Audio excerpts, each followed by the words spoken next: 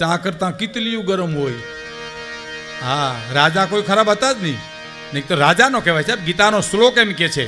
ભરતભાઈ ક્યાં બેઠા? હા, આપણા હમણાં બોલતા હતા.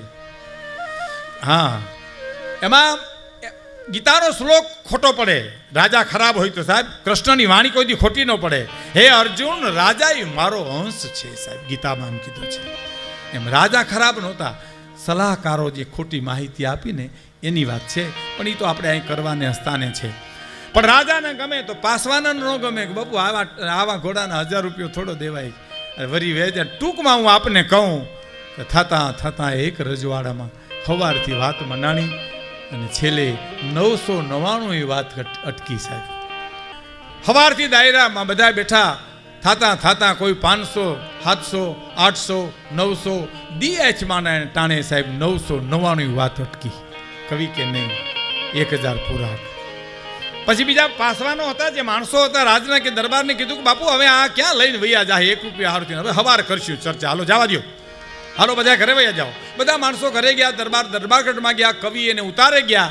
પણ બન્યું એવું ભાઈ, અડધી રાતને ટાણે ઘોડીને પેટમાં પીળ ઉપડીને ઘોડી મરી ગઈ સાહેબ. ઘોડી મરી ગઈ અને કવિને જઈને કીધું કે તમારી ઘોડી કવિરાજ મરી ગઈ. હા, 20 વર્ષનો કંધોતર મરી ગયો, જે બાપ રોવે એમ રોતો આવ્યો સાહેબ.